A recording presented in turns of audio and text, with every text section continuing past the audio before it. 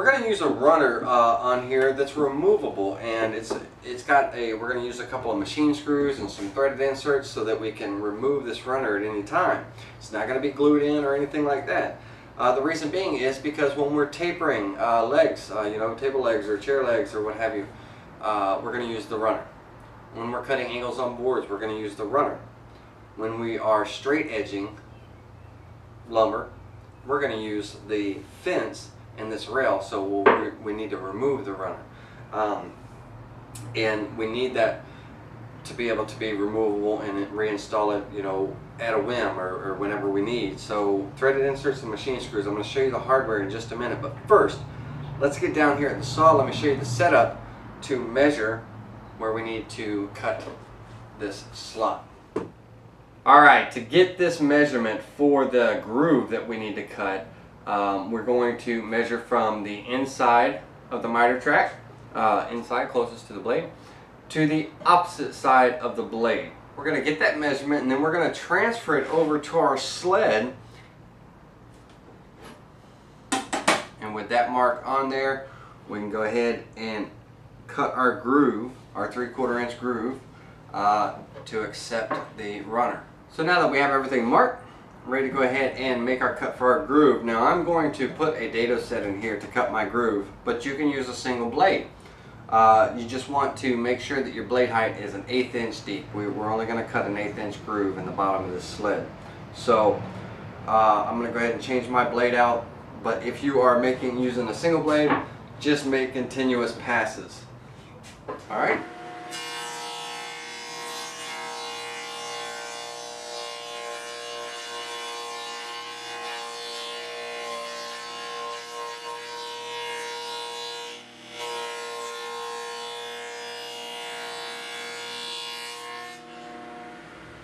Okay, now that that groove is cut in the bottom of our sled, we can go ahead and install our runner. And once again, our runner is a 1/2 inch thick. Our groove is an 1/8 inch deep. That's going to leave me 3/8 of an inch of runner exposed, which will fit perfectly in my miter slot. Now, your measurements may vary depending on your depth of your miter slot and everything, so just make sure that you make those adjustments accordingly. But this groove is just absolutely perfect. There's absolutely no play in there whatsoever, and it's just a nice fit. So now we want to go ahead and secure this, and what you need is some 1 inch 1/4 20 machine screws and 3 T-nuts for this particular operation. What I'm going to do first, from the bottom side, I'm going to drill some pilot holes, some very small pilot holes. So that way I can flip this over and use my Forstner bit to cut the recess that these T-nuts will sit into. So we want to go ahead and get our measurements from the edge, 4 1/4 inches over.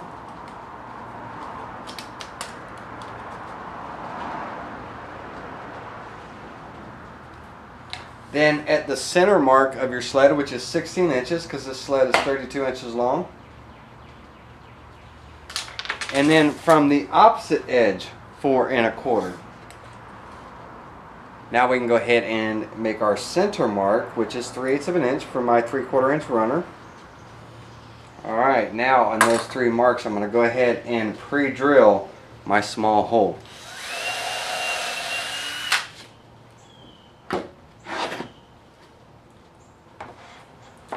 Alright, now that I have those pre-drilled, I can go ahead and use my Forstner bit to make the recess, very shallow recess, so these T-nuts will sit flush with the surface.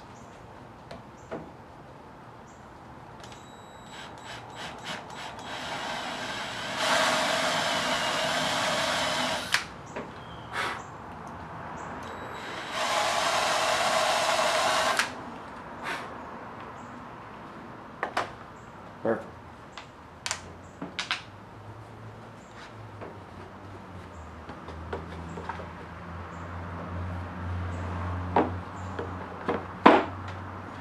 Now I can go ahead and drill my 1/4 inch hole that my 1/4 20 bolt will fit through, and I'm only going to drill halfway through, and then I'm going to flip it over and drill the rest of the way through from the other side, since I have a hole to reference off of. That way there's no tear out or anything.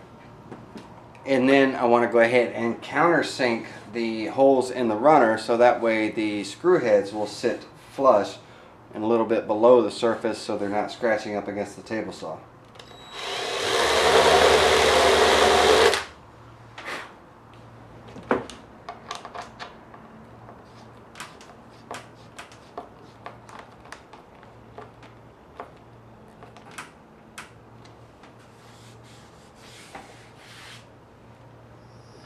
Alright guys, once you have the runner installed, it's time to get it in the table saw and cut the reference edge.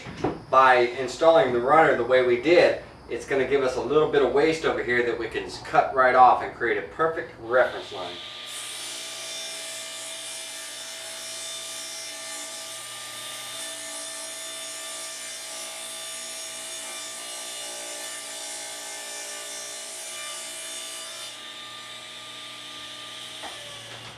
So now by cutting off that waste, we have created a perfect reference line on our jig to our saw. And that's going to help us when we're doing tapering and everything like that. It's going to give us a perfect cut each and every time. So now all we have to do is go ahead and get the handle installed and we're ready to use this thing.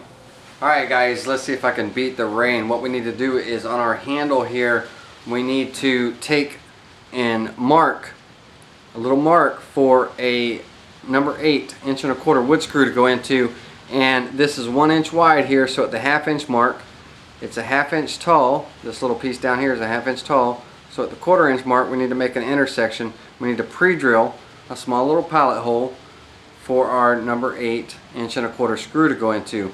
We're going to install that screw and then we're going to cut the head off of it, and it's going to be like an alignment pin. So now that we have that pilot hole, we can go ahead and get our screw inserted and then get the head cut off of it.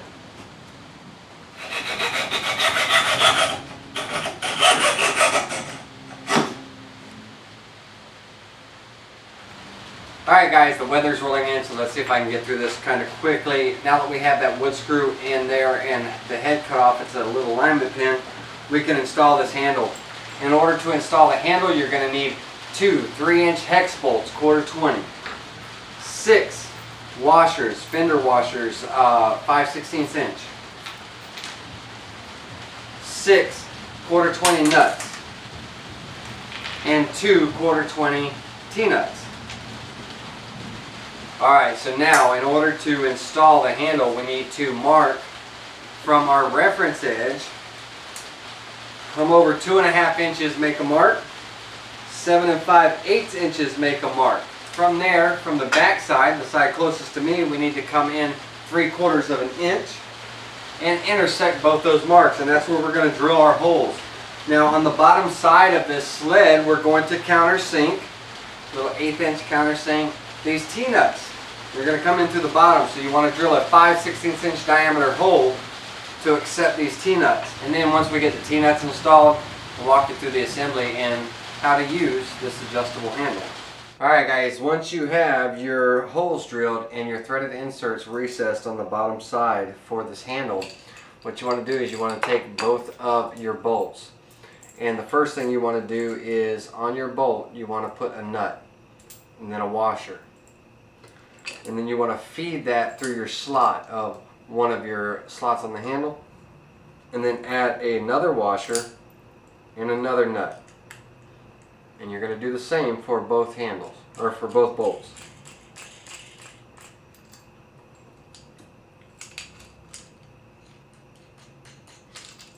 Now from there, add another nut,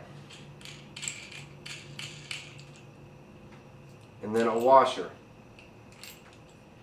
Okay, so you should have at the top of your handle, you should have a nut and a washer, then your handle itself, then a washer and a nut and a washer.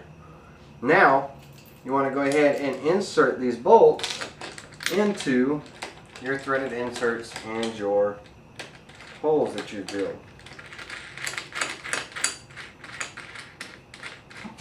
You want to insert them flush with the bottom inserts. Insert the bottom.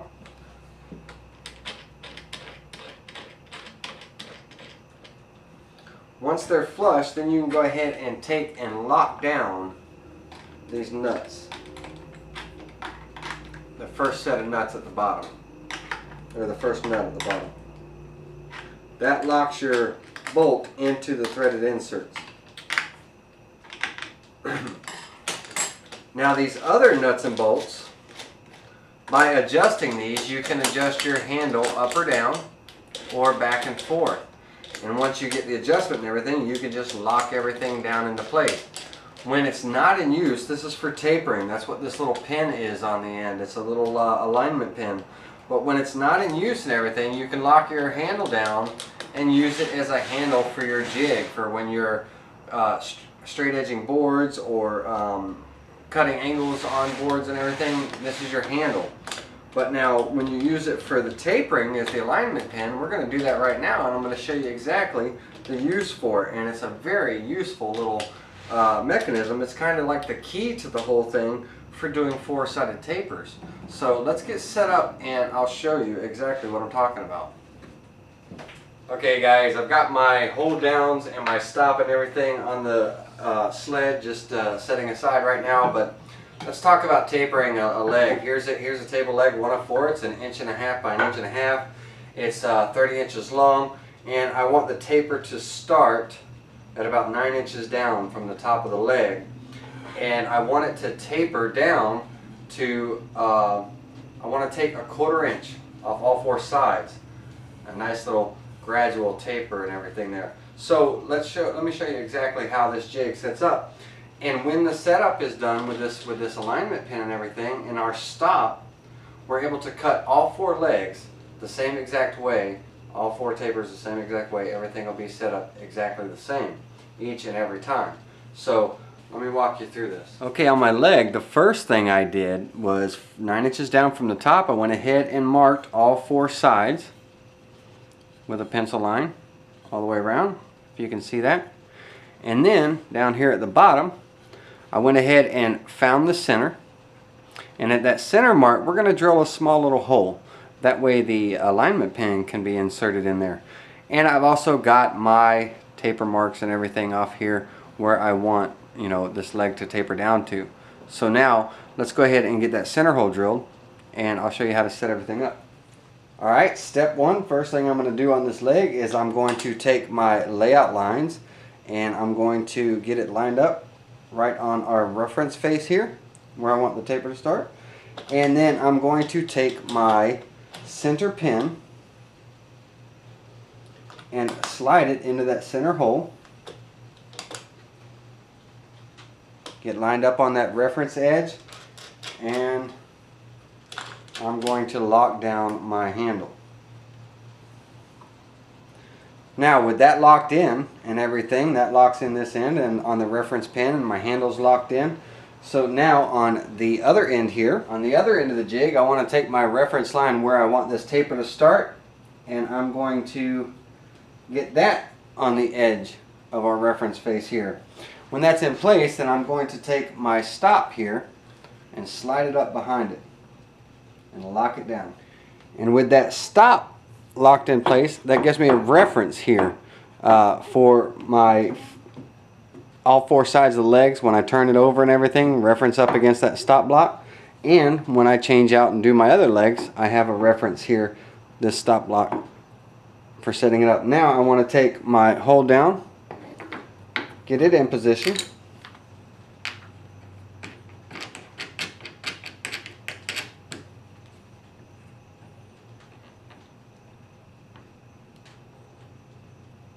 now with everything secure, I'm ready to go ahead and cut the first taper.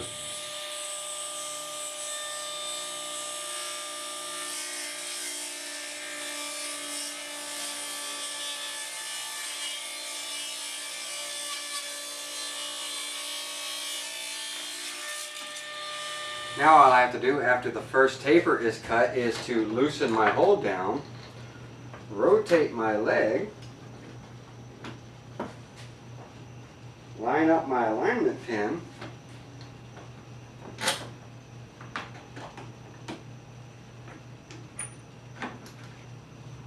and make the second cut.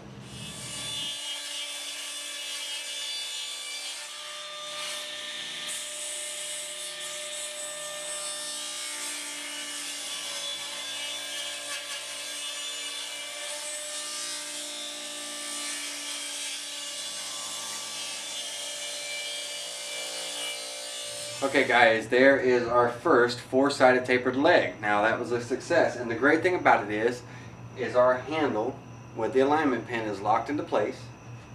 Our stop is locked into place, so all I have to do now is grab my next leg on my center hole, get that lined up, and on that center pin, get my leg up against my stop here, lock it down, and just that quick I'm ready to go ahead and start making the tapers on the next leg.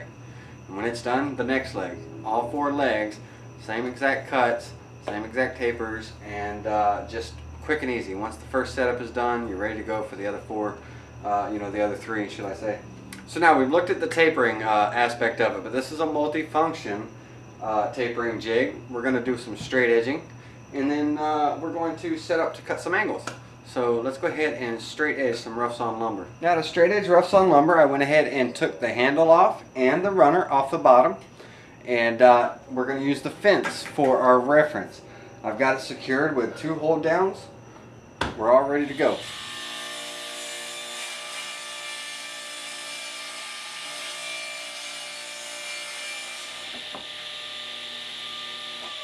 So now that we have cut that straight edge on there, now we have a reference face that we can put up against our fence, cut and clean up the other side, or do whatever else we need. So straight edging boards, check.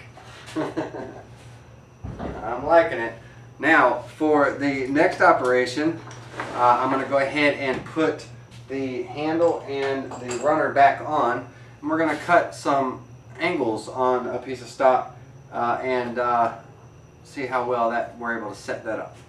Okay guys, say you have an odd angle you need to cut on a board. Well, all you have to do is take your angle line, line it up with your reference face, clamp it down, and we're ready to make this pass and make this cut. Alright guys, well there you go, cutting angles. So there's another function of this sled. The sled is proven to be pretty handy, and it's going to get a lot of use in my shop, and hopefully you can take something away from this video to use in your shop, whether it be anything to do with this sled or this jig, or even the little sandpaper jig that I showed you in the beginning for tearing down sandpaper sheets into quarters and stuff. Either way, hopefully you can take something away from here and use it. As always guys, I really appreciate you sticking with me through the entire build, and until next week, I'll see you soon.